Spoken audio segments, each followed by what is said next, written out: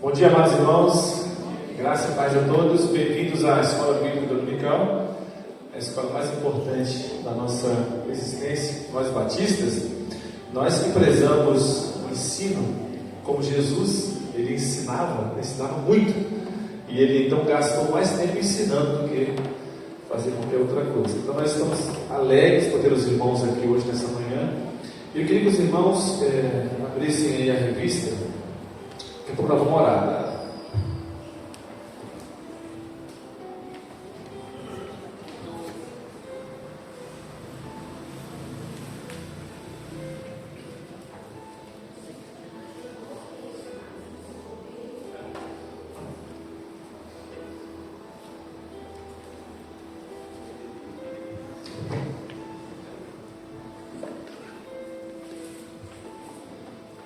Futuro dos batistas.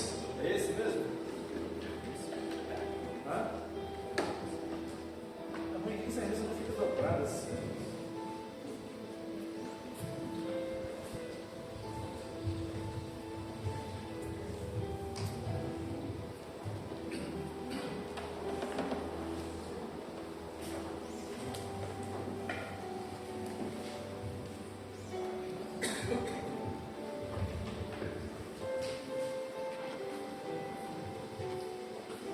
Nós vamos estudar a palavra, estudar a Bíblia, e eu peço aos irmãos que, por favor, nos ajudem na construção da lição de hoje, porque a lição que nós fazemos aqui na igreja é uma lição construída a muitas mãos, é uma lição construída a muitas mentes, né? Não é uma mente só que vai chegar aqui à frente e vai dizer assim, ó, é isso aqui e ponto final, não é isso? Não, a contribuição minha e a sua contribuição são as mesmas.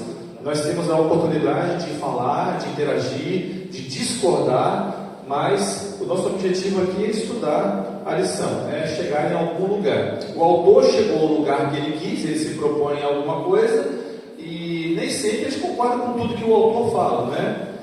E se houver divergências, serão discutidas, debatidas. O assunto hoje é muito interessante, né? Fala sobre o destino, o futuro dos batistas no Brasil. E no início da lição eles começam abordando um pouco sobre outras denominações também. E nós queremos então pedir aos irmãos, não fique calado não, caso quiser falar na hora, ó, só levantar a mão e a gente então vai dar aí um tempinho para você falar, para contribuir com aquele assunto que está sendo colocado, tá bom? Vamos ficar de pé então, vamos. Deus abençoe a todos que estão aqui conosco. Vamos ficar de pé então, nós vamos cantar aquele hino bem antigo, né, que nós cantávamos quando éramos pequenininhos. O bom cristão, vamos cantar? Tem? Não tem, não. Não posso pegar bem de surpresa assim, não, né, velho? O bom cristão, você saberia esse negócio aí? Mas isso é muito antigo. Eu aprendi aqui. Foi aqui? Na época de João Amado? Pastor João, Negão. Cuidado esse ponto aí. Muito bem. Eu começo e você vai na carona, porque não sei acompanhar piano não, tá?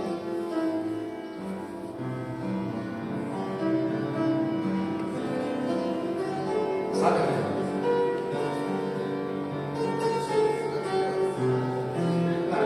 José, esquece José. José Maria Escolherador não acabou.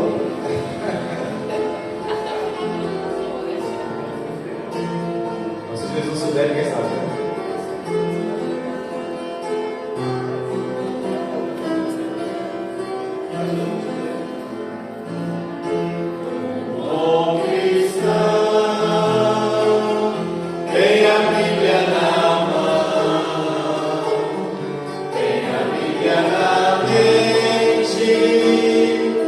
No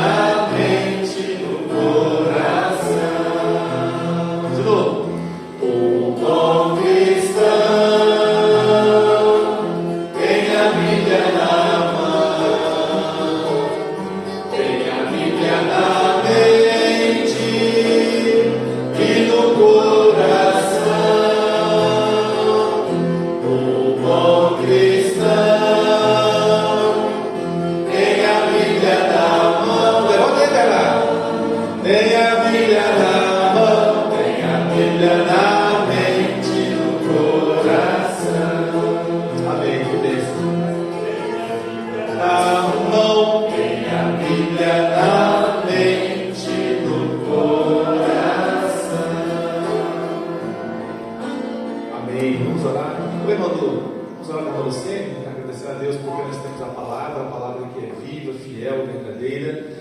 Antes de você orar, deixa eu aproveitar aqui para você. Vamos só ler aqui o texto de destaque. Eita glória!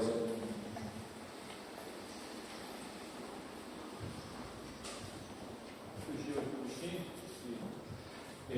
Vamos ler aqui Mateus 22:15. Gente, essa revista é boa, mas ela é grossa, ela não fica dobradinha do jeito que eu gosto. Aí como é que faz, gente? Mateus 22:15.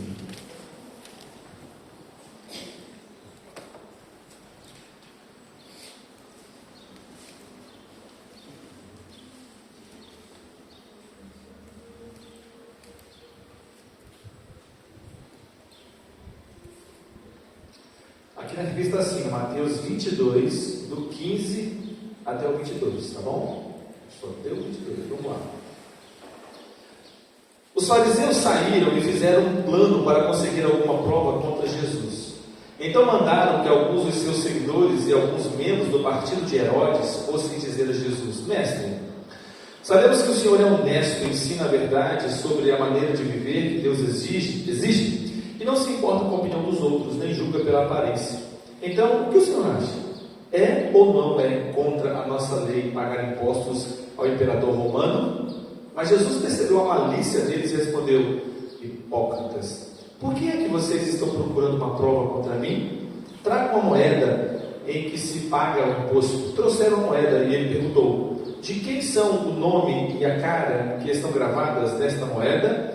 E eles responderam: São do imperador. Então Jesus disse: Deem ao imperador o que é do imperador, e a Deus o que é de Deus. Eles ficaram admirados quando ouviram isso. Então deixaram Jesus e foram embora. Amém? Amém. Palavra maravilhosa, né? Nós temos aqui então em Cristo uma experiência de como lidar com a oposição, né? Como aqueles que não creem no nome de Jesus, para que possamos então usar o contexto, usar a palavra para poder ensinar uma verdade. Vamos orar então, irmão, sempre. Pai de amor, te agradecemos, Senhor. Obrigado, Deus. Amém, meu Deus. Obrigado porque acordamos mais um dia com vida e podemos te adorar. Oh Deus, obrigado, Senhor. Nesse momento, possamos aprender mais a tua palavra, ouvir os teus ensinamentos, ó Pai, e assim praticar em nossas vidas, Oh Deus. entendendo aquilo que nós devemos fazer hoje, ó Pai, para contribuir. Obrigado, Deus. Santo, ó Pai, para que o Senhor possa estar fazendo a tua vontade em nossas vidas, na igreja, na nossa fé. Amém, meu Deus. Amém. Poder sentar? Obrigado, Deus abençoe. Gente, é só eu que estou com calor ou vocês não estão com calor também? Só eu, né? Seminopausa. Hein, amados? Hoje nós vamos discutir um pouquinho sobre o futuro dos batistas. E a gente, assim, nós temos gente aqui, por exemplo, tem gente aqui que tem 5 anos de igreja, tem gente aqui que tem 10 anos, tem gente aqui que tem 30, 20, 30, 40 anos, né? Então, nós temos uma mudança, desde a época em que nós nos convertemos até hoje, da maneira de pregar o Evangelho. Mas o Evangelho tem que ser o mesmo. Você quer ver uma coisa? Como é que era a Igreja Batista há 50 anos atrás? Quem sabe? Como é que era? Como é que eram os costumes? Como é que eram as roupas? Como é que eram os cânticos? Como é que era a pregação? Alguém tem alguma informação dessa? 20, 30 anos atrás? Pois não? Como é o nome da irmã? Kátia, bem-vinda, eu já disse, a nossa escola bíblica. Como é que você sabe, Kátia? Era um pouco mais fechada, não tinha uma abertura maior, como nós temos hoje, levanta as mãos, né? Sim. Aleluia.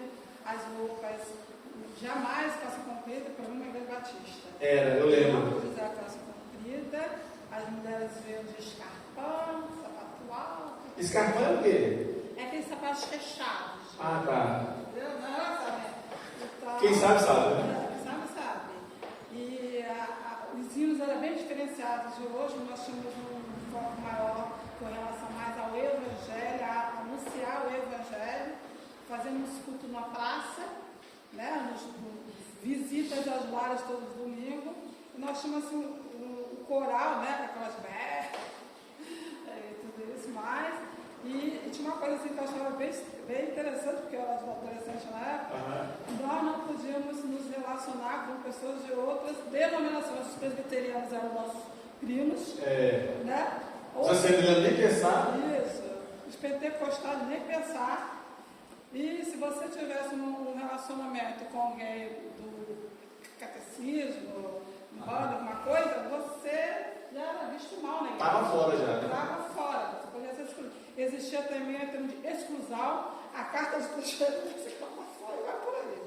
E vivíamos a época da ditadura também. A igreja era bem, né, focada com alinhada aí, um né? olhar diferente, porque a gente não podia se expressar como nos expressamos hoje. Sim. Então, qualquer coisa diferente ela... E o que mudou de lá para cá, gente? O que os irmãos... A Cátia colocou aqui, tudo que a Cátia colocou aqui, eu vivi, tá? Eu vivi, assim, mudou muita coisa dos batistas de lá para cá. O que os irmãos acham? Mudou muito? Mudou muito. Não, a questão tá bom. Calma, gente, vamos lá.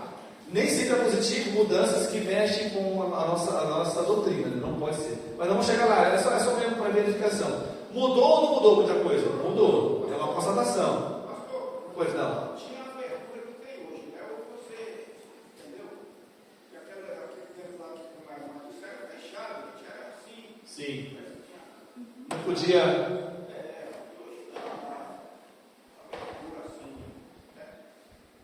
É maior, né? Me disseram que antigamente a coisa era tão assim, né, diferente, que se uma pessoa no domingo de manhã fosse pega, por exemplo, passeando na praia, podia ser até excluído da igreja. Olha como é que, né? Quer dizer,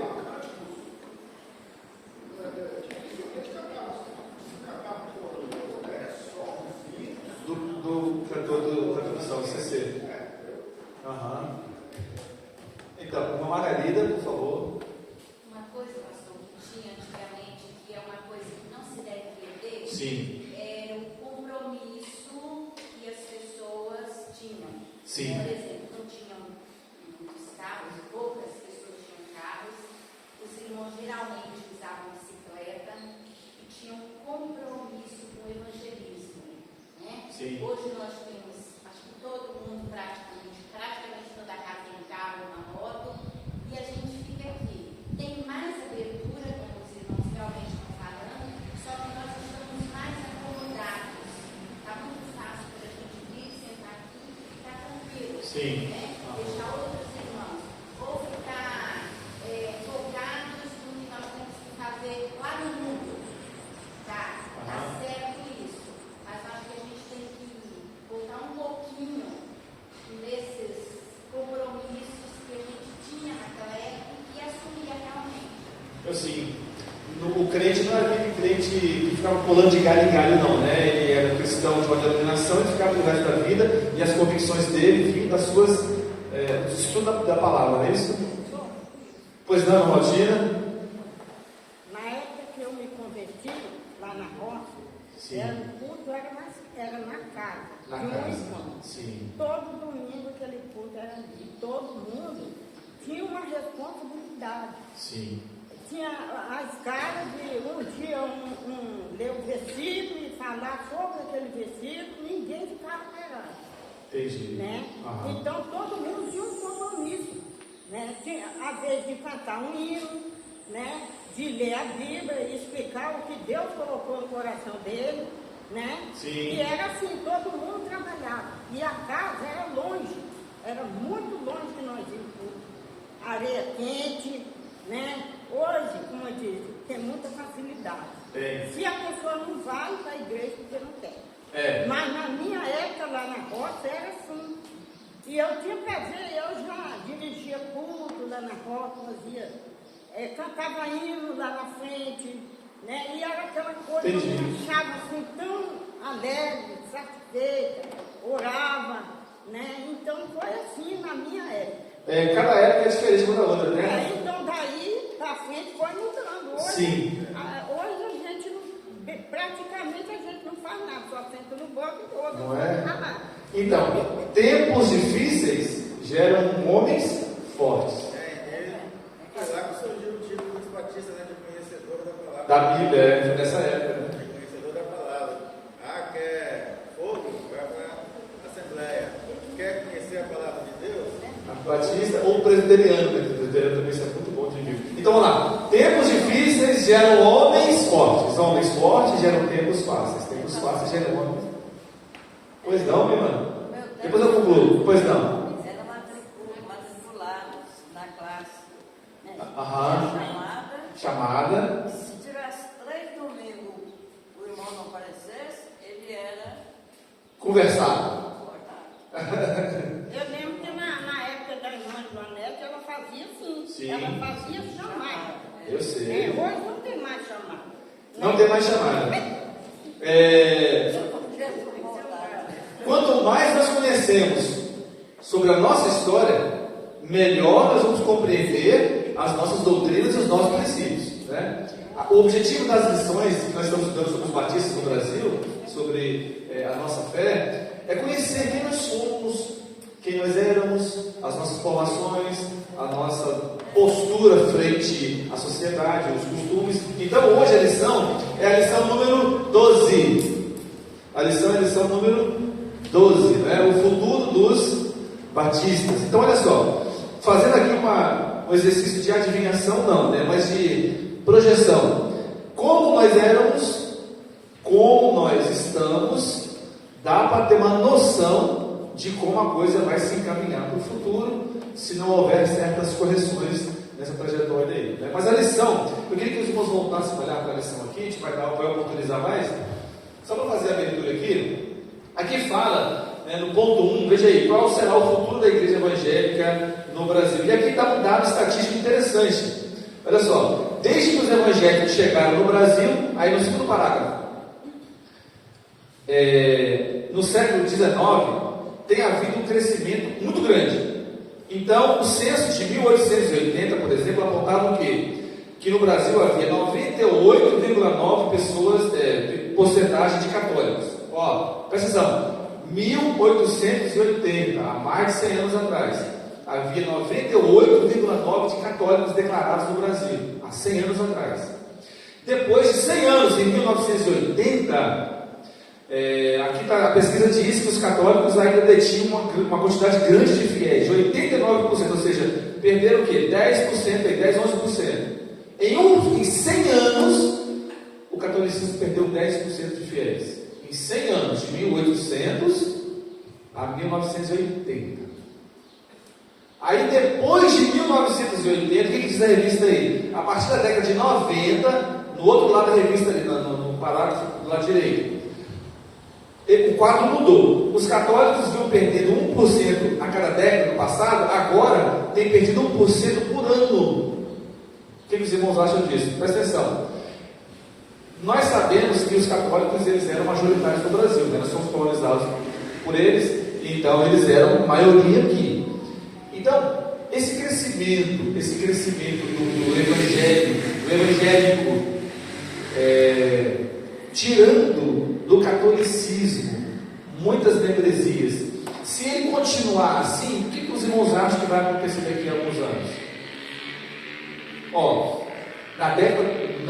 no ano de 1880, era 1% a cada 10 anos. Agora é 1% a cada ano de católicos que abandonam o catolicismo e se convertem ao cristianismo. O que a lição fala sobre isso? Que projeção a gente tem aí, se essa coisa continuar assim? Daqui a 100 anos, vai acabar o catolicismo no Brasil. Pois não? Tem. Eles estão se adaptando, né, às novas tendências para não perder fiéis. Então, aí surgem homens como o padre Marcelo Rossi, né, outros homens cantores, como o padre Zezinho, que eles vão tentando fazer o quê? Arrebanhar os seus fiéis novamente para conhecido. Então você percebe que o catolicismo no Brasil, ele, assim, de certa forma, está mudando algumas coisas para poder não perder tanta gente assim. Como nós podemos ver aqui a revista, né? Por exemplo, o que é evangélico e o que é cristão? Todo mundo que é cristão é evangélico? Não.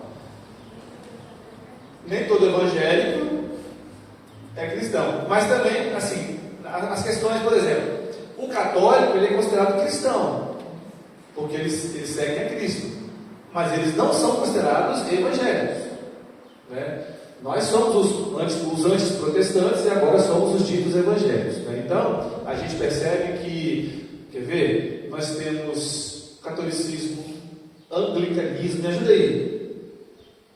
Catolicismo. Hã? A carismática, você percebe que eles têm várias ramificações, né? Surgiu até agora no Brasil um personagem novo, um padre novo que apareceu no cenário político, que ele é de uma outra vertente católica, os irmãos sabem quem é, já ouviram falar. Então, o que acontece? O catolicismo ele tem várias vertentes.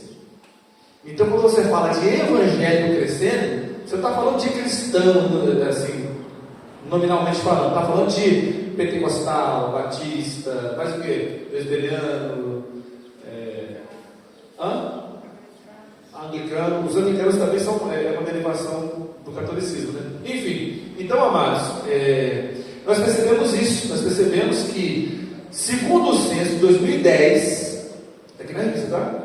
Em 2010, os evangélicos do Brasil representavam 22% da população. É isso mesmo? Segundo o censo de 2010, os evangélicos representavam 22% da população. Olha só, que dá quanto? Dá 43 milhões, quase, de pessoas no Brasil que elas responderam no censo que elas são o quê? Evangélicas. Se ela respondesse que ela era católica, né, aí já não entrava nesse grupo aqui. Era cristão, mas talvez para nós tem essa pequena diferença aqui, tá bom? Ok até aí, então? Vira a página da revista aí, vamos conversar aqui agora.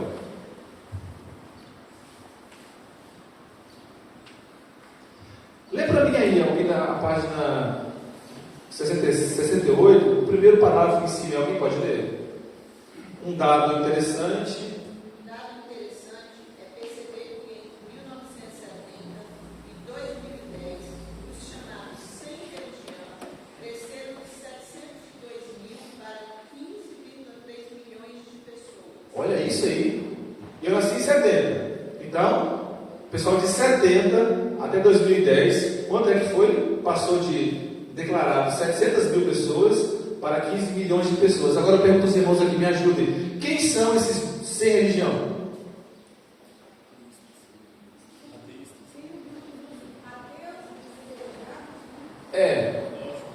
Os igrejados já é outro grupo. Esse primeiro grupo aqui, os sem religião. Eu acho que eu falando com igreja que não participa nada, não se interessa de religião. Sabe nada de igreja. Você de qual religião? Esse nenhum aí aumentaram. 15 milhões de pessoas em 30, 40 anos. São pessoas que não professam nenhum tipo de fé.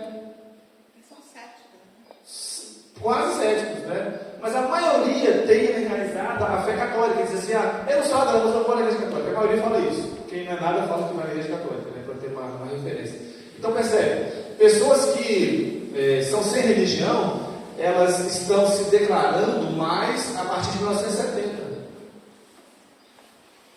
Pessoas que não se interessam por igreja, não se interessam pelas coisas espirituais, pessoas, olha o perigo, pessoas que não frequentam igreja, pessoas que não se importam com nada de religião, que não se importam com nada do que tem a ver com a Bíblia. Cada ano que passa, elas estão o quê? Só aumentando.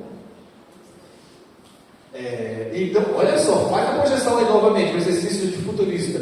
Se esse número de pessoas, que era 700 mil em 1970, elas vão para 15 milhões em 2010, gente, se isso continuar acontecendo, Não tem um problema, vai ter um conflito entre a geração que se declara evangélica e a geração que se declara sem nenhum tipo de interesse no evangelho. Elas vão se encontrar no gráfico de algum lugar aí.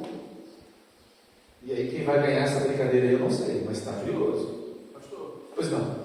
é bom considerar que parece que aí tem um período de 5 décadas, né? Quase isso, 50 anos. 50. Para 2010, 40. 40 anos. Praticamente uma geração. Quase a minha idade, mas tudo bem, vamos falar. Nós podemos associar, assim, isso é um conhecimento humano dentro da ciência que muitas das vezes tenta denigrir, né, a Bíblia.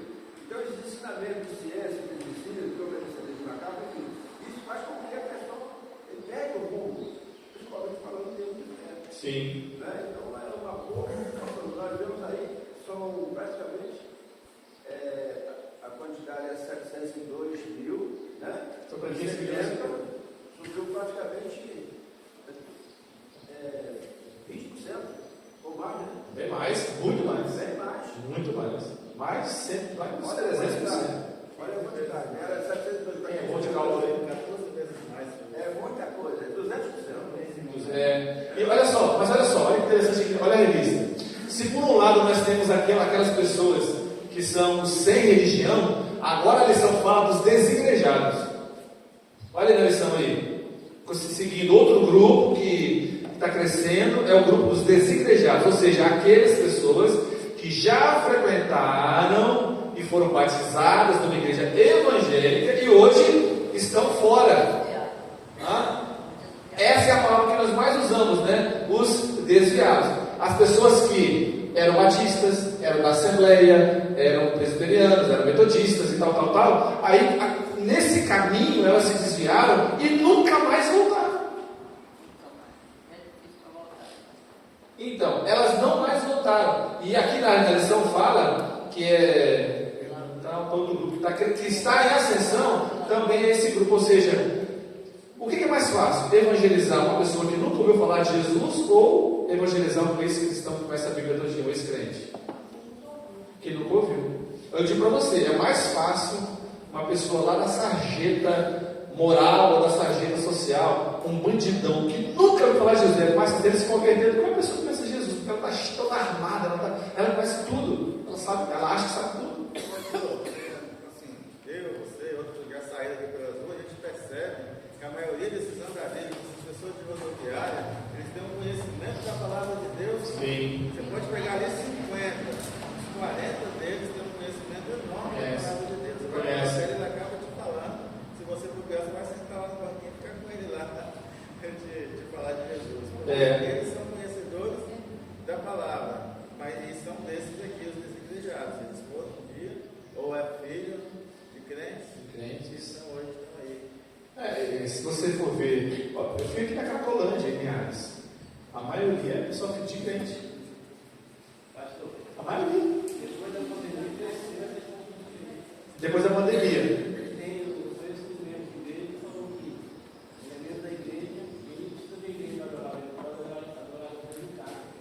Esse é um assunto lá na frente também. Mas a pandemia, ela acentuou essa questão de pessoas que elas são membros da igreja, batizadas, e elas então agora optaram em ficar em casa, dizendo que não precisam mais estar presentes nas celebrações da igreja. O pensamento da pandemia é o seguinte: rapaz, essa pandemia agora vai sacudir o povo, vai colocar um temor no coração deles, eles vão começar a voltar para Cristo.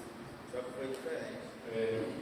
Mas o esfriamento acontece, né? O amor se esfria, né? E aí já era. Pois não, bem.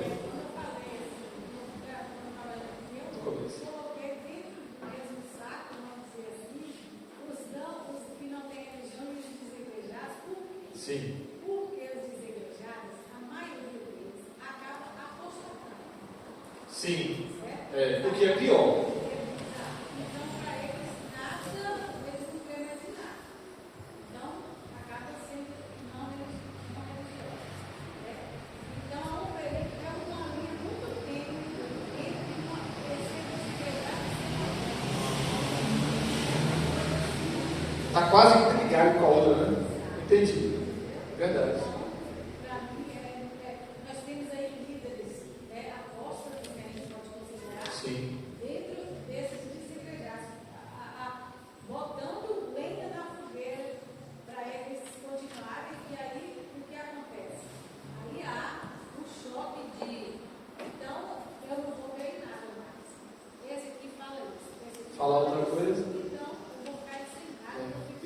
nesse tipo de pessoas. Vocês viram a declaração de Ed Renekiewicz? Quem conhece esse camarada aí, esse apóstolo esse neo-apóstolo, vamos dizer assim, neo-apóstolo? O Ed Renekiewicz, pesquisa aí depois, ele falando sobre o tema de João capítulo 5, da mulher samaritana, é 5? 4? Da mulher samaritana. Olha o que ele disse. Ele falou assim: quando Jesus oferece água que jorra para a vida eterna, olha o que ele disse. E Jesus está falando da masculinidade sexual dele. O que jorra para as pessoas? Olha o que ele falou. Não, sério, quando eu ouvi, e o Renekiewicz era uma referência para muita gente, quando eu ouvi ele falando daquilo, eu falei, já não falta mais nada. Acabou. Então não vou errar, não? Não, eu posso mostrar o vídeo para você, não. Pois não. Muito.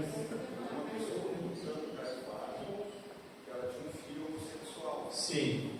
E não seria o filho dela, se ele morresse naquela condição, praticando aquelas coisas, né?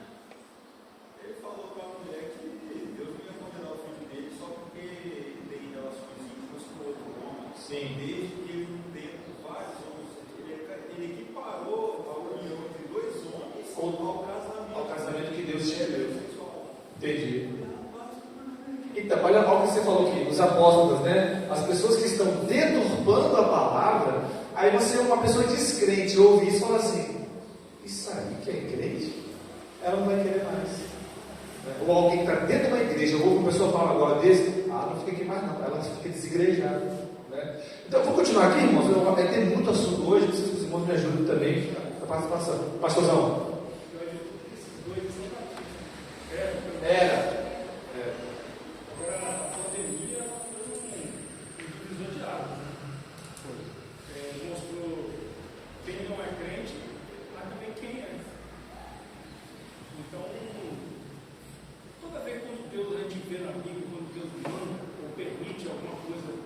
Dessa magnitude acontecer, pode saber que é por causa da igreja, está chamando a atenção da igreja. É sempre a igreja. O bem do mundo é culpa da igreja, ou o mal do mundo é culpa da igreja. Não vai ter jeito. É sempre a igreja, sempre Israel, né? Os dois. Entendeu? Então, quando a gente vê, a gente estava em Vitória nessa época, pastorando lá, e a gente viu como aquilo ali foi favorável a quem já queria aquilo, ficar em casa, entendeu? Mas também a gente viu como muitos não se dobraram à pandemia, só se dobravam a Deus. Os 7 mil, vamos dizer, né? Entendi.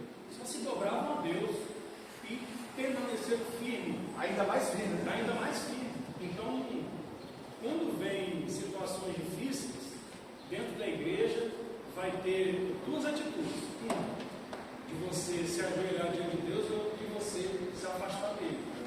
Então, isso sempre vai acontecer. Sempre aconteceu e sempre vai acontecer. E a gente viu isso agora. Então, as igrejas hoje, batistas, falo batista porque as neopentecostais estão sempre lotadas às 6 horas da manhã, já tem 300, 500 pessoas lá dentro. Né? Mas as batistas, que eu, assim, sinceramente, eu digo que quem está aqui hoje são os que realmente se voltam para Deus, porque a maioria, a grande maioria de todas as igrejas batistas, a maioria se afastou. E já que você falou, pastor, dos pentecostais, é o próximo assunto aqui, me permite aqui. Olha aí, irmãos, na página 68, no 4º parágrafo. É fato, acharam aí? É fato que o neopentecostalismo, em suas diferentes ramificações, tem se distanciado. Aliás, deixa eu só voltar aqui. Deixa eu voltar aqui no parágrafo anterior. Apesar disso, o crescimento das igrejas evangélicas é um fenômeno que deve continuar pelos próximos anos. Ok, já lemos aqui. Em alguns estados, como Rio de Janeiro, Rondônia, Espírito Santo, já é uma realidade. No entanto, é preciso lembrar, agora eu quero enfatizar isso aqui, vamos discutir isso aqui depois.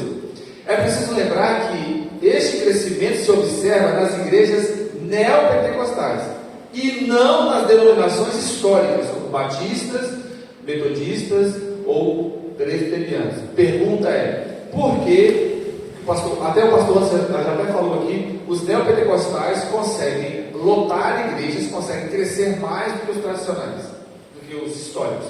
Vamos ver lá. Pastor, a gente vai ver, porque, na verdade, Fernando colocou que o Batista tem sido como um líder, está preocupado com a vida eterna. Sim. Quando você fala para as pessoas neopentecostais, são pessoas preocupadas, que Paulo fala, com as coisas horizontais, com as coisas terrenas.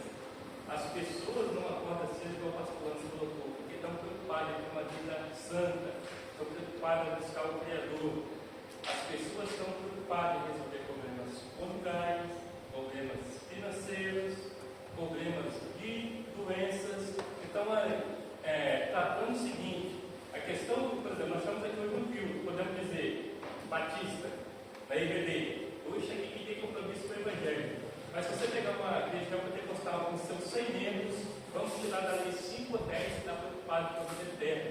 A maioria esmagadora não tem filha com plano de trabalho aí. Sim. Eu vi um irmão que falou o seguinte: rapaz, eu fiz um voto para tocar meu carro, e a partir de agora eu estou sendo fiel com dízimo, porque Deus vai me honrar e eu vou tocar meu carro. Olha só a ideia, pastor, desse irmão. Ele não está devolvendo aquilo com um apóstolo, com alegria, mas ele quer fazer uma barganha com o Criador. Então, alimenta as pessoas em massa porque querem alguma coisa do seu ego, do seu bel prazer. Então, isso é muito perigoso na vida. Então, foi falado aqui, acho que umas duas lições, acho que você falou sobre os pentecostais, né? O pentecostalismo no Brasil e no mundo, eles realmente crescem bastante. Agora, olha só o que o autor da lição fala sobre o crescimento neopentecostal, porque uma coisa é o pentecostal, né? Os assembleanos, as pessoas assim. Agora, os neopentecostais, o pessoal da IURD, o pessoal da Mundial, o pessoal assim, aí já é outra, é uma radicalização do pentecostalismo. Olha só o que a lição fala aqui. É fato que o neopentecostalismo, em suas diferentes ramificações, tem se distanciado do evangelho histórico e, com isso, se distanciado também do ensino de doutrinas centrais do cristianismo e do evangelho. E eles têm se aproximado muito de quê? Sincretismo religioso. O que é o sincretismo religioso?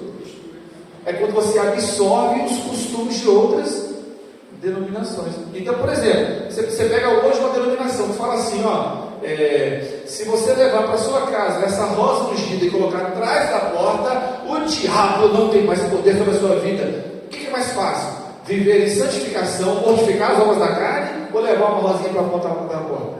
Levar uma rosinha. Ó, gente. Então, olha só, ninguém está falando mal dos pentecostais, tá? Nós somos nossos irmãos, mas a constatação é que o grupo neopentecostal, eles estão se distanciando cada vez mais da Bíblia, dos ensinos. E esse daí Margarida. faz parte da estatística que você colocou no início. Foi. Margarida. Pastor, aí, dentro disso tudo aí que vocês estão falando, que o pastor falou, o crescimento vai longe. Vai longe. Aí, eu volto para nós. Nós queremos estudar, nós batistas, não é assim? Sim. Aí, a gente olha para aqui dentro. Eu acredito que nós aqui, até nós como igreja, estamos falhando em algumas coisas também. Nós podemos olhar os outros irmãos estão fazendo muito mistura, com isso acrescentar tal. Olha para dentro aqui, por exemplo, a irmã falou das salas. Nós tínhamos muitas salas. Nós temos que pensar também no crescimento da nossa igreja como número, como Bíblia, né? Temos que pensar nisso. Uma das metas lá, que tem no começo da nossa revista, que eu fui lá, é assim, alcançar, discipular as novas gerações. Nós batistas.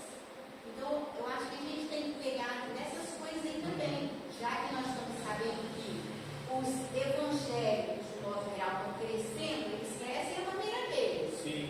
Nós também temos que crescer à nossa maneira, à maneira bíblica. A maneira correta, né? A maneira correta. Muito bom. Então, aqui na constatação aqui, a percepção da população brasileira sobre os evangélicos é negativa, pois são exatamente os grupos neopentecostais que estão presentes na grande mídia. A questão é essa: por que nós batistas não temos muitos recursos financeiros? Por que a gente não está na televisão? Por que a gente não está na mídia? Por que a gente não está, por exemplo, num horário aí, num canal de TV só para nós? Nós não temos esse costume. O batista não tem essa pegada, né? Mas nós temos outras qualidades. Não é não? Hã? Sim, já tivemos. Lá na frente, no ponto 3, vamos falar sobre as mídias sociais e vamos abordar mais sobre isso aqui. Ou seja, nós batistas temos uma característica, né? A nossa visão maior é em relação a missões, evangelização e tal, não é isso? Agora, o neopentecostalismo, por exemplo, existem denominações hoje que compram a grade inteira de programação de uma determinada televisão. Eles passam a religião deles o dia todo ali, massificando na mente das pessoas. E isso é um fator de crescimento para eles também. Só estou discutindo isso aqui, tá? Eles crescem também porque eles estão dentro da casa das pessoas através da televisão todos os dias. Pois não. Eu posso falar uma coisa aqui sem vocês se ofenderem? À vontade. Sobre a questão do que a irmã Margarida acabou de dizer. Qual é o problema nosso? Onde é que ele está errando? Posso falar? Claro, meu irmão, fica à vontade. O problema, irmãos, é que a gente não está mais fazendo o que era fazer. Evangelizar. Falar de Jesus onde você está. Esse é o problema. Eu peguei o final disso, quando eu me converti na terceira igreja. Que o pastor, eu lembro o pastor falava assim: ovelha gera ovelha. Vocês sabem disso aí melhor do que eu. Ouvi isso há muito mais tempo que eu. Ovelha gera ovelha. O que aconteceu? Juntando aí com o que a gente já conversou sobre a questão da facilidade que a gente tem hoje, as mudanças que trouxeram facilidades. O problema é que a gente não está sabendo usar essas facilidades e a gente está se acomodando cada vez mais. Quando a gente se acomoda, a gente para de falar, a gente para de anunciar. E aí, uma das comodidades que fica aqui é o pastor que tem que fazer a igreja crescer. E não é o pastor que faz a igreja crescer. Eu falo como pastor. Não é o pastor que faz a igreja crescer. É a submissão da igreja. Porque a igreja de Atos crescia? Porque eles se submetiam. Eles tinham alegria em servir a Deus e servir um ao outro. Não ficavam nas costas dos apóstolos. Ficava um peso para todos. Então todos pregavam, todos levavam, anunciavam o Evangelho. E aí, com essa comodidade, a gente tem parado de anunciar o Evangelho. A gente precisa voltar a anunciar. A gente não pode ficar preso somente nas campanhas de missões. Ou então, quando a igreja tiver condição novamente de ter um programa na televisão. A gente tem que anunciar no dia a dia, gente. Normal. É normal, é dia a dia. Eu vou falar uma coisa para vocês, pastor. Antes de eu vir para cá, eu jogo bola. No domingo. Sim. E tem um futebol lá no quarto, todo domingo, 7 horas da manhã. Aí agora, né, com a gente vindo para cá, eu só jogo o primeiro tempo. Até quando eu estou ficando velho, eu estou jogar os 2 tempos. Pendura assim mesmo, vai. Só que tem um negócio que estava acontecendo, eu até falei com ela. Já duas vezes eu falei com ela já.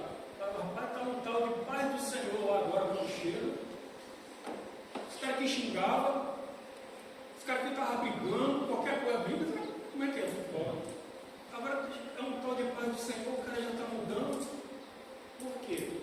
Porque mesmo jogando bola, você tem como falar de Jesus. Às vezes não é nem falando Jesus, é na sua atitude. E a gente tem parado de falar, gente. O erro nosso está aí, a gente sabe qual é o erro nosso. Só que a gente precisa voltar a sair disso. Essa igreja aqui é uma das maiores igrejas do Espírito Santo. Primeira igreja batista, agora nós somos mesmo, né? Sim, Primeira igreja batista é uma das maiores igrejas do Espírito Santo. Orem para vocês. Eu estou falando isso porque eu já rodei o Espírito Santo todo. Orem para vocês como uma das maiores igrejas do Espírito Santo. Vocês fundaram outras igrejas e pararam de fazer isso. O erro está ali. Vocês sabem qual é o erro e sabem como acertar. A gente só precisa voltar a fazer o que é certo. Muito bom, verdade. Macate. Nós tivemos a falta de falar que só nos expulsava. Sim. Então a gente não prega aquela palavra. A nossa graça é cara. Nossa graça é cara. Então ele falou, você vai passando, eu cheguei agora para o hotel, aqui no município, e eu fiquei procurando. Então cheguei a noite, pagava 5 reais para pegar, tinha um montão, né? Não é a minha palavra. E eu fiquei muito assim para ver que eu sempre vi que está fechado. Não conseguia o telefone, coisa nada. Aí uma colega do seminário lá, que eu ela falou, não, 9 horas eu vou me aventurar. Essa é lá da Carapira, né, verdade? Eu vou me aventurar. Né? Então, ele falou, isso é fato mesmo, que talvez as pessoas mesmo estão se desviando, né, ou estão deixando, né, o Evangelho, é por causa disso, procedimentos que a gente tem no trabalho, porque às vezes nós discutimos muito religião, denominação, e nós não conseguimos ver tudo num corpo só. Sim, e religião, discussão não leva a nada. Irmãos, em relação aqui a esse assunto, o crescimento do neopentecostalismo, todo crescimento significa, todo crescimento significa que é saudável? Não é. Mas é necessário crescer. Não é não? É necessário crescer. Ok? Ok, então vou adiantar aqui, irmãos. Ponto 2. Qual será o futuro dos batistas no Brasil? Olhar para o futuro dos batistas no Brasil é mais que olhar para o futuro de uma instituição.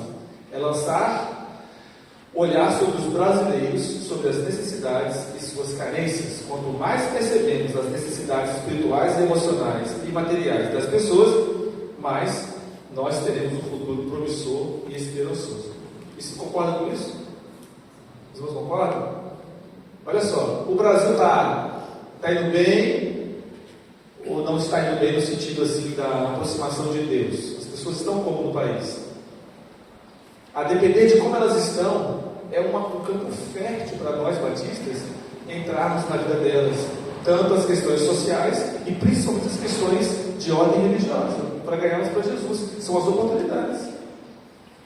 Então, quanto pior a nação estiver, por exemplo, a sociedade mateense, como é que ela está? Como é que está Guriri? Como é que estão as pessoas de Guriri? Como é que estão as pessoas dos bairros? Elas estão mais próximas ou estão mais afastadas de Deus? Como é que está a questão de drogas, de promiscuidade, essas coisas todas? Como é que elas estão na nossa cidade?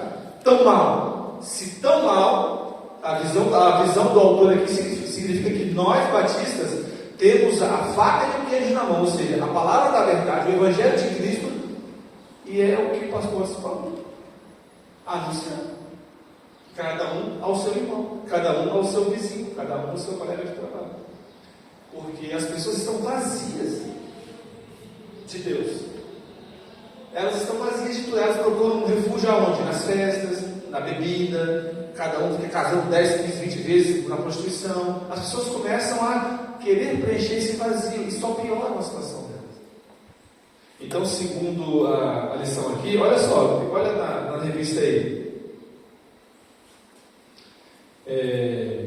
Nossa coesão doutrinária, nossa cooperação voluntária e nossas instituições sólidas, elas também são um atrativo para as pessoas que olham para os batistas.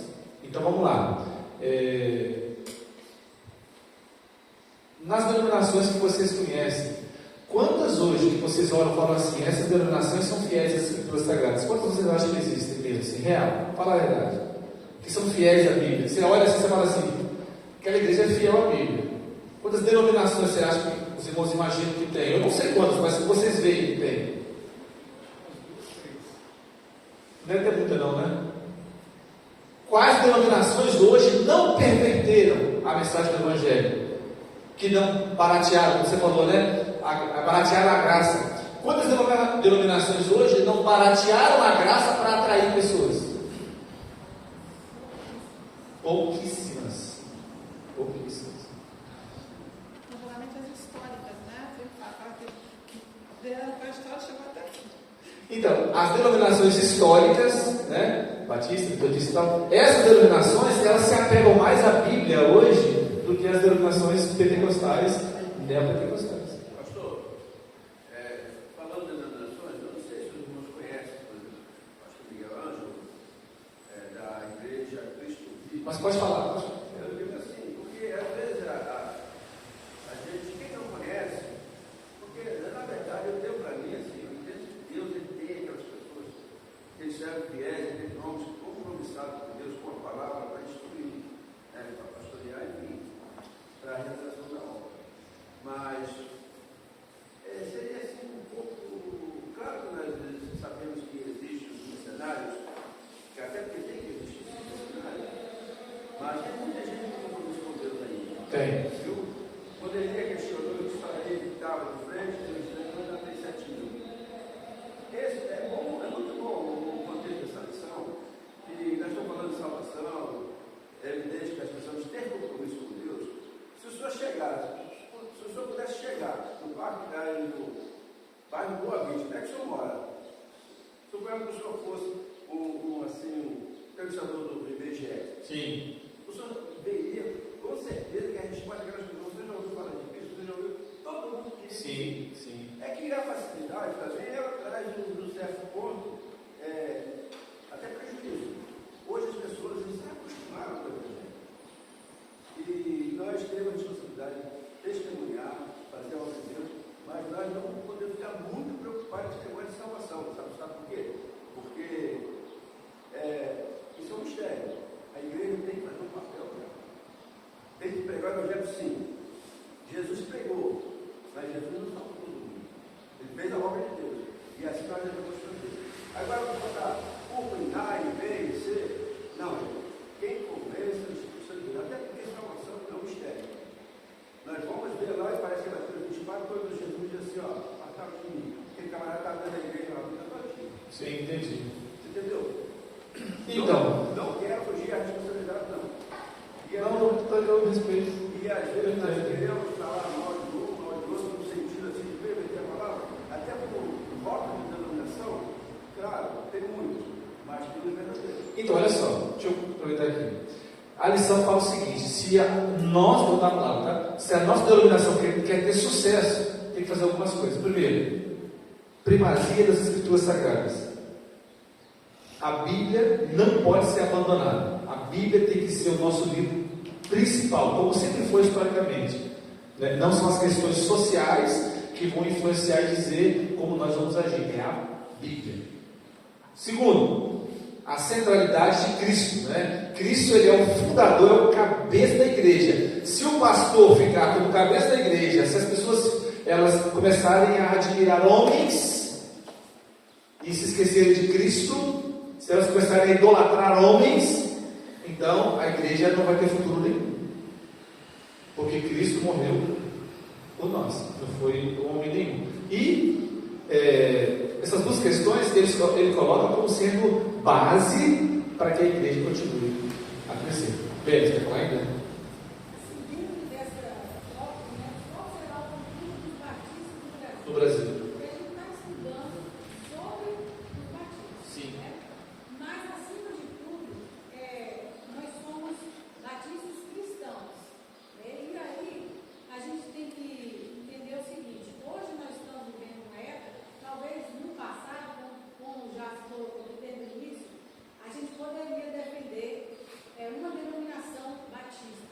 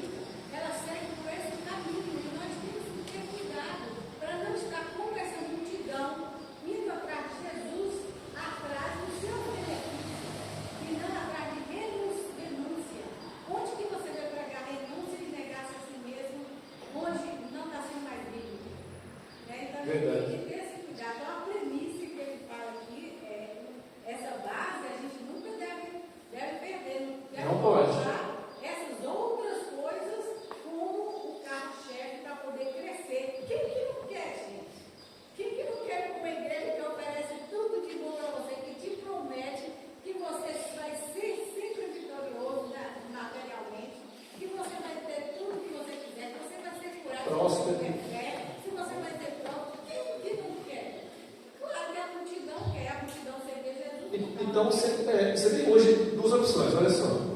Você tem uma denominação ou denominações que pregam a palavra como ela é, né? Como é difícil realmente seguir a Cristo, as dificuldades inerentes à santidade, e outras denominações dizendo que você pode ser o que você quiser, pode fazer o que você quiser, e pode ter o que você quiser, basta que você, né, faça isso ou aquilo. Então, as opções são essas, né? E geralmente a fila para oração é menor do que a fila para festa. A fila para festa é sempre grande. A fila para oração, quem está entendendo, não sei se estou entendendo. As coisas mais difíceis as pessoas não vão querer, elas querem as coisas mais fáceis, né? Vamos ver lá. Irmão, a gente falou a respeito de da possibilidade de pregar de verdade, uma função da gente é pregar. Ailton? É isso, aí, irmão Ailton. Aí, se a gente pegar os ensinamentos de Cristo, ele falou: olha para o campo que está todo para ser ceifado. Então, assim, essa questão da colheita é interessante, porque no meu trabalho, nos pés de manguita. De vez em quando eu passo para ver se a manguita está madura. Não está madura, se viagem. Rapaz, aí eu passei e a manguita estava deixa o pé de manga quieto, rapaz. Eu parei para colher algumas mangas. Entendi. Na vida espiritual isso é interessante, porque muitas vezes nós queremos retorno, mas muitas vezes o campo ainda não está maduro. Assim, determinado ponto. Ou a gente quer colher uma coisa que não plantou, né? Só que você não pode deixar de vislumbrar. No reino de Deus você não pode deixar de anunciar. Então, por isso que a gente pega fases que a igreja, aqui as pessoas estão receptivas. Um dia alguém falou comigo: pai, o que está acontecendo com você? Ninguém na sua família se converteu. Eu falei: é verdade. Eu comecei a pregar de uma forma, percebi que estava havendo uma briga. A gente, de vez em quando, vai na rua solidiano, percebi que muita gente para cada um uma época. É um presente, é uma Bíblia para cada um de vocês. Não deixe de usar. Aí minha irmã que estava lá em Rondônia falou: você esqueceu de mim. Eu falei: não, você está chegando em dezembro, em que vocês já estão separados. Então, cada um uma estratégia, mas tem pessoas que sem sabedoria falar: você deve estar fazendo alguma coisa errada, porque a sua família não se converte, mas a mãe não falou da gente. Então a gente é semear, essa questão do campo, semear. Alguém vai colher. Alguém vai colher a manga que você. Alguém plantou a manga que você está colhendo lá. Olha só, o terceiro assunto agora, o pastor Anderson entende muito desse assunto, é sobre a igreja e as mídias sociais. Então, vamos falar um pouquinho sobre isso agora.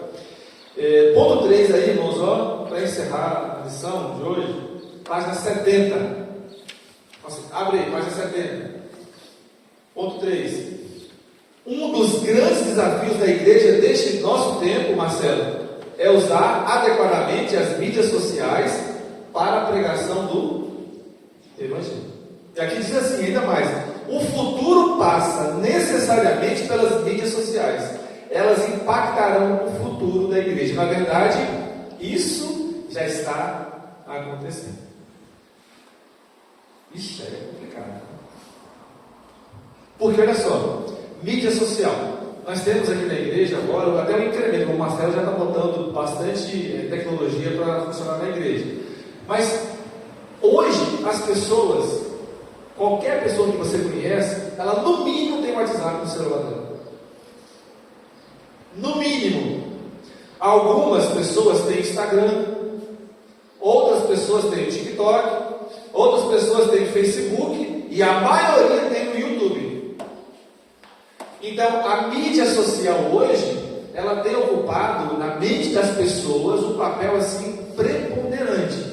Quantos minutos nós passamos em frente ao celular consumindo informações de mídias sociais? A gente passa muito tempo. Então o autor está falando o seguinte: que se a igreja não se adaptar a isso, dizer que se a igreja não estiver lá na mídia, se mostrando para as pessoas, a igreja estará fora de um filão do mercado. O que os irmãos acham dessa questão aí? Eu acho que o problema é o Brasil.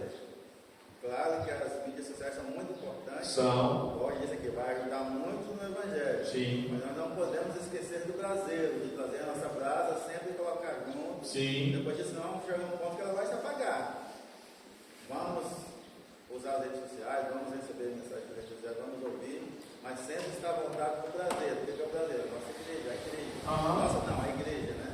As nossas reuniões. Então, sempre nunca esquecer de estar junto. O irmão, o pastor antes falou, que tem pessoas que se afastaram de tal forma que às vezes assistem tudo online, nunca mais Então vamos chegar nesse ponto aí. Já que você tocou, vamos falar aqui. Irmãos, vou abrir para a discussão com essa pergunta aqui agora, essa observação. Nós tínhamos, alguns anos, 2 anos atrás da pandemia, igrejas que estavam só fazendo culto online. Depois nós tínhamos igrejas que estavam fazendo culto online e também presencial. E agora nós temos igreja no metaverso. O que é o metaverso? É um ambiente virtual, como você usa um óculos especial, que ali você pode fazer e ser quem você quiser. A igreja já está nesse nível já, principalmente a igreja da Lagoinha, né, lá nos Estados Unidos. Então, qual seria, pastor Anderson, na sua opinião, o papel da mídia social aqui, como o irmão Franto colocou também, né? Como você acha que a igreja consegue se inserir nas mídias sociais sem perder o foco da pregação do Evangelho, que eu imagino que seja o nosso dia a dia, né, com as pessoas, tete a tete, sem a igreja perder a essência dela de evangelização? Dá para ser igreja na internet e continuar sendo igreja bíblica? Você acha que dá? Dá. Fala aí comigo. Dá, mas é perigoso. Igual o que o Fernando acabou de dizer. Brasil. E uma das coisas que você falou aí agora, dá para você ser quem você quiser. Então, por exemplo, quando você entra no metaverso, já existe isso. Já tem a Igreja Batista Alagoinha no metaverso. Você compra um óculos, não é nada barato também, e você cria um avatar, um personagem seu. E você anda pela cidade, você compra casa, você compra tudo, você faz o que você quiser. Igual na vida real, parece que você tem cartão de crédito, você põe lá dentro. Você compra, vende, né? Vai para a igreja, vai para qualquer lugar. Você pode ter um corpo de mulher mesmo sendo homem. Você pode ser o que você quiser, igual o pastor falou. É possível? É possível. Mas é muito arriscado. O cara pode entrar num culto desse na Lagoinha, por exemplo, com todo o coração, né? Honestamente, pode. E adorar a Deus, pode. Da mesma forma que assistiu o live no tempo da pandemia, né? A pessoa assistiu, só que aí entra o perigo na live, né? Você põe para você atuar na live, mas vai lá na cozinha pegar o culto, está lá. Você sai daqui assim? Não sai, né? De qualquer jeito. Você vai beber uma água no banheiro, coisa rápida. Mas aí aqui você perde, você pode perder a atenção do foco. Então, pode acontecer. É possível.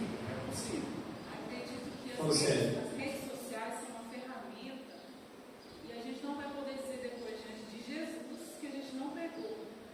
Eu tinha um problema nas pernas, eu tinha celular. Podia usar. Você pode pregar.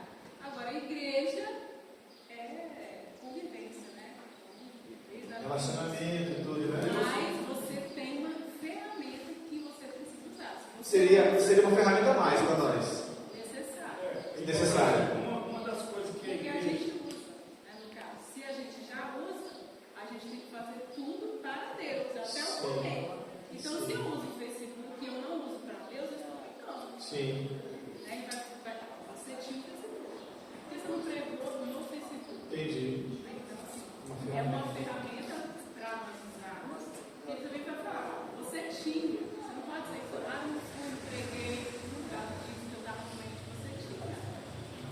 Com certeza. É boa observação, viu? É uma ferramenta. As redes sociais. As principais é o quê? Instagram, Facebook, WhatsApp, que é a mesma coisa, é o mesmo dono. Né? É o mesmo dono. É um cara só que manda isso tudo. O Facebook, é o Facebook. No Instagram, quando você entra no Instagram, você está no Facebook. É a mesma coisa. E o WhatsApp também. Por exemplo, eu sou gestor de tráfego. Tráfego, tá? Tráfego. Gestor de tráfego. O que é o gestor de tráfego? Você tem uma empresa, aí você quer me contratar para poder panfletar na internet. Em vez de você pagar aí, você vai panfletar para botar sua marca lá na mão do cara. Eu faço isso. As empresas pagam ao Facebook para mostrar o seu produto para vender, principalmente ali dentro do Instagram. E pagam caro, pagam muito. Tem gente que põe R$200 por mês, outros pagam 1.000, 2.000, 5.000 reais por mês ao Facebook para mostrar. Por quê? O Facebook tem um robozinho lá chamado Métrica. E quando você posta alguma coisa da igreja ou o seu, ele vai mostrar somente para 2,7% dos seus seguidores. Se você tem 100 seguidores, só 2,7% vai ver. Mas quando você paga o Facebook, ele vai mostrar para muito mais do que você tem. Às vezes para 300%, 500%, 1000% a mais. Depende do que você colocar. As empresas estão usando isso para vender. Só que a igreja não está usando isso para evangelizar. E eu estou falando porque eu faço esse trabalho. Eu não vejo anúncio de igreja. Não vejo. Sim. Não vejo.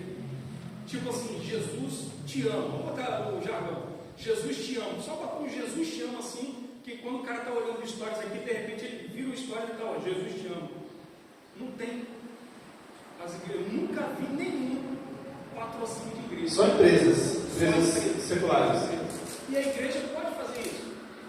A igreja pode usar o Facebook como uma ferramenta. E olha que o Facebook, de certa forma, é meio que comunista. Sem entrar em eleição.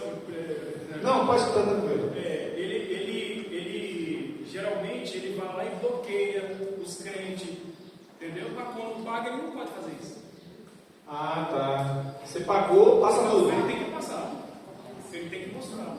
Entendeu? E a igreja não tem essa prática, né? Não tem. Eu estou com uma campanha rodando aqui, vendendo logotipo. Alguém vai entrar no meu celular a qualquer hora. Está lá, está rodando. Tem um monte de gente vendo. Entendeu? Entendi. Eu estou vendendo. A igreja poderia estar fazendo isso também, na minha opinião. Sim. Isso é muito novo para a igreja, né? Então a gente percebe isso. Bom, Marcelo, pois não. Eu quero dar meu ponto de vista sobre a questão da mídia, né? E assim, minha opinião sobre isso aí. Como eu sou a pessoa que estou responsável, vamos dizer assim, né? Sim. Falar qual que é a ideia que eu tive, qual que é o porquê, o propósito. Então, a questão da mídia social, vamos falar do YouTube, que é a única que a gente tem aqui, o Facebook não tem, mas a gente não está usando muito, mas tem lá. Né? O propósito é assim, antes de falar, eu vou falar de um canal que eu até sigo, né, que é da minha área de mecânica e tal. Essa pessoa, quando ele fez esse canal de mecânica, o propósito dele, o intuito dele era passar verdadeiramente o que ele fazia, como poderia ser feito, a clareza do trabalho, enfim.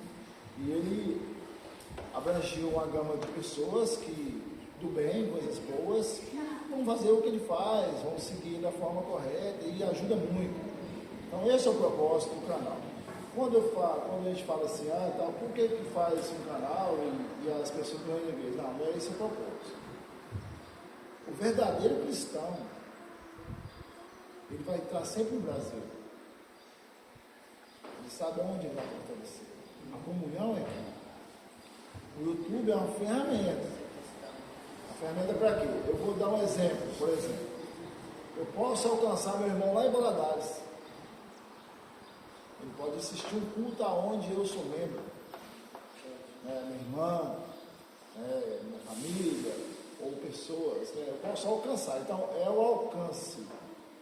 Nunca vai ser o intuito de fazer algo online para ter pessoas online assim, não é isso. Esse negócio de metaverso, inclusive, nem quero nem saber.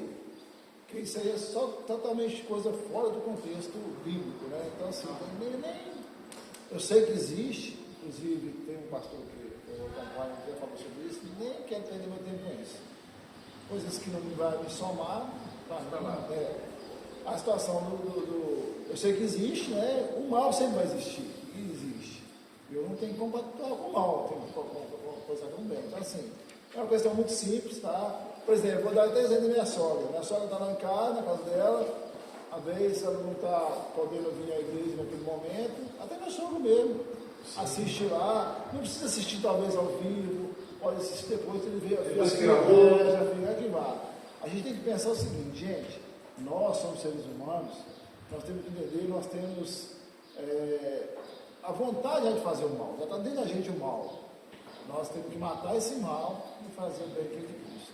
Então, assim, tudo tem que ser partir para o bem. Tudo tem que fazer para o bem. Eu sempre dava um exemplo simples, um rapaz que eu falava lá em Mantena, sobre drogas. Você não liga um fogo de um fogão e bota sua mão lá em cima. Você não faz isso. Você não é doido. A pessoa sabe o que está fazendo. Então assim, está fazendo essa questão online aí, está trazendo uma situação online para as pessoas. Não. A irmã Margarida mesmo é uma pessoa que está lá na casa dela, ela não estava aqui naquele momento, ela assistia. Na roça, né? Assistia, tranquilamente. E fala outra coisa, uma pessoa me falou uma coisa interessante. Se você acha que tem milhões de pessoas assistindo online, então não. Aí vem a questão primeira, pregação. Vem a questão evangelização. Tem toda a situação. Esse aqui nada mais é uma sementinha, uma ferramenta. Quando eu tive essa situação, até porque aí voltando à questão do atual hoje, sim, a gente pode usar. Sim. Tudo a gente pode usar. Biblicamente, é o bem, é correto? Certo. Fora disso.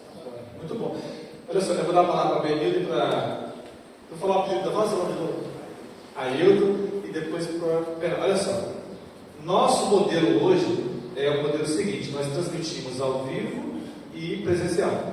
Mas a ênfase é no presencial.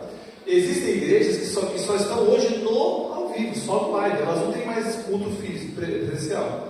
E tem também o metaverso que você colocou. Então nós, batistas, pregamos a palavra e transmitimos para quem quiser ouvir. Não é isso? Para quem estiver lá. Vamos lá, então eu já terminei aqui, vamos ficar do horário, tá? Vou só falar para encerrar aqui, bem aí primeiro. Então, essas questões, Marcelo colocou aqui, eu vou usar dois versículos. Sim. Um que fala sobre espírito, falta de sabedoria, peça a Deus que a todos dá, libera os. E não lance música. Está com falta de sabedoria para usar as ferramentas, para saber, peça a Deus sabedoria, como usar. O problema não é a ferramenta, é como usar. Isso. E a questão do outro versículo, todas as coisas me são lícitas, mas nem todas convêm. E todas as coisas me são lícitas, eu não me deixar dominar por nenhuma delas. O que eu vejo que está acontecendo aí nessa questão com o universo online? Tem essa questão que está sendo dominado, as pessoas estão sendo dominadas por esse universo. Tem pessoas que não sabem dar um pé na rua sem botar como foi o dia, se está triste, se está alegre. Tem tudo que faz com tirar uma foto e colocar, porque não sabe viver sem isso. Já até escutei uma frase de que se você não faz isso, você não existe. Eu falei, então eu não existo, né? Porque aí, então é o seguinte, a gente tem que ter um equilíbrio. E essa questão do colocando mais diretamente no metaverso, o que eu vejo no metaverso? Até psicólogos que não são crentes, que eu li falando sobre o metaverso. Que é perigosíssimo. A preocupação deles, que o ser humano vai cada vez mais se isolando, daqui a pouco ele se mata e nem vê, porque ele não vai ter mais contato com ninguém. E eu no metaverso, você não precisa mais nem sair da cadeira para ir lá para o Japão. No metaverso você vai para o Japão, você conhece a Europa, você faz tudo. Você não precisa sair da sua cadeira. Então, para que eu quero mais contato com ninguém? Eu estou livre de assalto, eu estou livre de um monte de coisa, estou lá dentro da minha casa e estou viajando no mundo. Não, mas dá para assaltar também no metaverso. Na questão dessas coisas aí. Vai? Mas se ele não fizer compra, vamos dizer, se for só uma questão de visitar, é mais tranquilo. Então, aí, vamos colocar esse metaverso que já tem, as pessoas já estão usando para quê? Tipo, morreu alguém, assiste um vídeo de uma mãe, perdeu a filhinha de 10 anos, e ela entrou no metaverso e foi conversar com a filha, lá no túmulo. E a menina saiu do túmulo e conversou com a mãe, no metaverso. Você pode fazer qualquer coisa. Então, colocando isso dentro da igreja, trazendo isso como já estão fazendo, eu vejo que entra aí, que todas as coisas são lícitas, mas nem todas convêm. Eu creio que é uma coisa que não convém para a igreja de Cristo, é esse metaverso. E pensa aí, irmãos. Para que eu vou ter necessidade de vir para o culto? E quando é online, tudo bem, você só vê uma imagem. Mas quando você pode estar lá, Sem estar. gente, isso vai ser loucura. loucura demais. É loucura. Eu vou, então.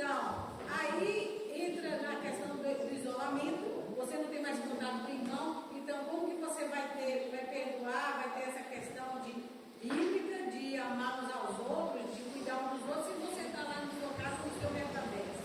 Você só vem para a igreja... Fechadão lá, isolado. Então, é um problema que deve ser pedir sabedoria a Deus. Sim. Para ver se convém ou não. Todas as coisas me são lícitas, mas nem todos... E não depende da igreja não, viu? Se qualquer irmão que quiser entrar no metaverso, não é a igreja que vai proibir não. A igreja não vai entrar, mas... Né? Eu disse, escorrer. Não, é o outro. Ele pediu primeiro. Sobre essa questão do uso da internet... Bom, já acabei, tá, irmão? Só vou encerrar. Pois não. Contribuir, né, com a igreja. Hoje a gente faz uma faculdade na internet. Virtual, a gente faz uma faculdade. Antigamente a gente tinha os colégios, né, cristãos, que era uma estrutura terrível para manter o dinheiro danado. Por exemplo, se a gente vencer essa briga da educação domiciliar, se a gente conseguir, tem como a igreja formar os alunos dentro de casa. A escola. Você dá o seu filho como exemplo do maconheiro, traficante, uma escola pública. A própria igreja, porque, tipo assim, um professor particular para o meu filho é caro, mas um professor particular para essa igreja todinha, virtual, na casa dele, passando conteúdo e respondendo questões dos alunos ali no WhatsApp, alguma coisa desse tipo. Você forma as pessoas sem precisar expor a perigos como uma escola. Eu mesmo tenho um filho que estava na escola, eu poderia levar ele, eu tenho uma maconha na porta da escola. Menino de 12 anos. Então, se a gente vencer essa ideia, a questão do estudo teológico também, né? A pessoa tem que fazer uma faculdade de teologia, você tem que fazer um dinheiro, uma hospedagem, um negócio. O cara vai lá só fazer prova. A modernidade chegou para ficar. Irmãos, vamos ficar de pé? Não é nada bem? Grava lá. Mas é como o pastor Ana falou, é assim, a questão de você pagar, só pensa que você tem lugar, é uma coisa muito cuidadosa, né? Porque muitas vezes nós temos um desânimo. Quando eu terceirizo a minha responsabilidade, quando eu jogo para alguém, significa que eu cruzo meus braços já fiz. É um perigo. Muito perigoso. Perigoso mesmo. Maílson. Tranquilo então? Pastor, só para finalizar, Pois não. O estudo é muito proveitoso, mas aqui tem uma questão, uma pergunta: qual será o futuro dos batistas do Brasil? Eu vou responder como igreja. A igreja de Jesus, qual será o futuro da igreja de Jesus? A igreja, ela começou na prova e ela vai entrar agora na prova. Então não tem facilidade aqui. Quem não tiver compromisso com Deus está fora. Muito bom. Glória a Deus. O futuro da igreja de Jesus é o céu. A gente não sabe o dia e a hora, mas vai chegar. Pastor, só para... Não estou falando, estou ouvindo, mas eu li um negócio aqui. Fique à vontade. Falar, tá? Só mais um pouquinho. Segura aí, pé. Acho que nesse último ponto mesmo para falar sobre isso. Sobre a questão do futuro realmente. O que será lá na frente. Hoje, como a gente tem visto hoje, a nossa juventude, né? Como que a juventude hoje está, como que ela está vivendo, os costumes que eles estão aprendendo, que eles estão aderindo, né? Tudo isso envolvido. Aí aqui fala algo muito sério. Por favor. Fala assim: os próximos anos representarão um grande desafio missionário para todas as igrejas do Brasil e do mundo, e precisaremos de muitos obreiros para fazerem a colheita, pois a seara cresce a cada dia. No passado, quando os jovens se sentiam vocacionados para o ministério e buscavam um preparo no seminário da denominação, a opção era vista com alegria e orgulho pela família e pela igreja, né? Hoje, em grande parte das famílias e igrejas, não há incentivo e nem suporte financeiro para isso. Se um jovem quer se tornar pastor, alguns, né, até suspeitam de que há algo de errado com ele, né, que escolheu esse caminho porque não deu certo na profissão, ou porque não estudar engenharia, né, porque não estudar medicina, direito, né? Então é urgente que as igrejas voltem a ser celeiros de jovens vocacionados para a nova missão de pregar o evangelho. Investimento, né, na juventude, da nossa juventude, da nossa denominação, investir quem serão os futuros pastores que estarão liderando as nossas igrejas. Verdade. Quem serão? Se a gente já vê isso com preocupação hoje, pensa daqui a uns anos, né? Quem serão esses pastores? Como os pastores de hoje, Deus Primeiro, pastor Alisson, depois o Evangelho de Cristo, né? Então a gente precisa se preocupar com o que está lá na frente também, não é só com hoje, né? A gente tem que se preocupar muito com o que vem pela frente, né? Para que o Senhor nos use, que o Senhor levante jovens, né? Que Ele nos use nessa missão também de aconselhar, de evangelizar, né? De anunciar o Evangelho para essa juventude, porque precisaremos de homens firmes, fiéis e homens que estarão ali prontos a qualquer ação que vier, porque a gente sabe que o futuro daqui para frente não será fácil, né? E a gente vai precisar de homens comprometidos. Se o Senhor não voltar antes, quem serão? Né? Precisamos orar por eles, para aqueles que ainda nem, vamos dizer, nem estão aqui ainda, que ainda, às vezes Deus vai trazer lá do mundo para cá, né? Vamos orar, vamos clamar ao Senhor para que Ele prepare novos homens, novos obreiros, novos pastores, né? E Deus sempre prepara, né? Sim. Deus sempre, a gente se preocupa, a gente fala, mas Sim. Deus, Ele já tem um plano, a gente sabe disso, mas nós precisamos orar por isso e clamar por isso. Amém. Como é que alguém disse uma vez? Homens fortes geram tempos fáceis. Tempos fáceis geram homens fracos. E homens fracos geram tempos difíceis. Aí continua. Então, amados, a nossa oração é que Deus levante homens e mulheres para essa geração, para continuar a pregação do Evangelho, ou na liderança do ministério pastoral, ou não, como nós estamos colocando aqui, que cada um se incumba da responsabilidade de anunciar apenas a Cristo, o nosso único e mais importante assunto. Tá bom? Vamos encerrar. Ô, Benito, vamos encerrar com um toque de um hino que a irmã escolher, e nós vamos orar com esse encerramento e vamos também participar do ofertório assim que nós terminarmos a oração. Tá bom? Até a noite, se Deus quiser. À noite estaremos falando sobre. Tem? Pode falar. As mulheres, né, diretamente assim, que nós vamos ter o nosso encontro do mês Outubro Rosa. Nós vamos ter no dia 22, no sábado, esse agora, né, 4 horas da tarde. Então, as irmãs venham, tragam mais mulheres, podem convidar aqui na igreja. Vai ser no salão aí em cima, já avisei lá no grupo da MCM, né, e nós vamos fazer, vai ter palestra, vai ter atividades dinâmicas, então nós vamos ter momento de oração, vamos ter uma devocional e vai ter o lanche, então cada um é para trazer um pratinho de salgado, de doce, aí essa semana já vamos estar mais colocando lá no grupo, né, sobre chás, café, e aí nós vamos fazer o nosso encontro de mulheres, no dia 22/10 deste ano, 4 horas da tarde, tá? Então venham e tragam suas amigas, seus parentes, e para que nós possamos juntas estar ali nessa comunhão gostosa e aprendendo mais sobre essa questão da saúde, do câncer, né? Voltado mais para o câncer de mama, mais saber dos cuidados, alimentação, essas coisas que nós estaremos ali passando para as irmãs, ok? Então não falta, ver se as irmãs do 13 podem vir, né? Seria bom. Nós vamos ver lá em Barra Seca, se a gente consegue também que as irmãs venham. Vamos unidas fazer esse encontro no sábado, se Deus permitir. Será uma bênção. Vamos orar então e vamos encerrar com o irmão Peluda já no piano ali, para o ofertório também, tá? Senhor, nós te louvamos por tudo que falamos aqui, ouvimos, pela tua palavra e pelos irmãos que contribuíram, ó Deus, ricamente para a construção da lição.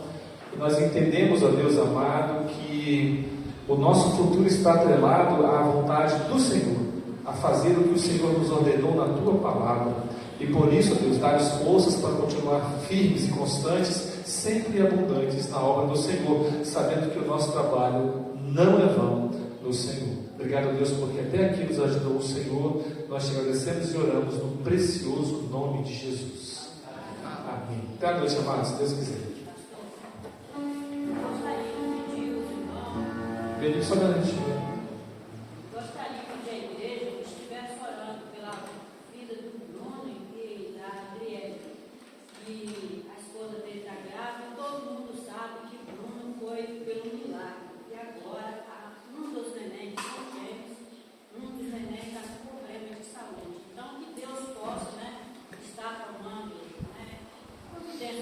Deus está falando, que nós possamos estar orando, né? Que são um casal muito novo, né? Que Deus possa estar cuidando deles, dos seus filhos, né? Que está, acho que no quinto mês, né? Que Deus possa estar abençoando aquele lar, né? Que ele já tem conhecimento do Senhor, que isso ele possa voltar para a presença do Senhor. Amém. Que o Senhor possa estar fazendo melhor na vida daquela Bruno, né? É o Bruno e a Adriele. Obrigado, minha irmã. E também a filha, a neta da irmã Zélia, né? Ela está de Luzia. A irmã Luzia está com a netinha no hospital, está muito ruim lá. E eu peço que os irmãos orem por ela. A Lara.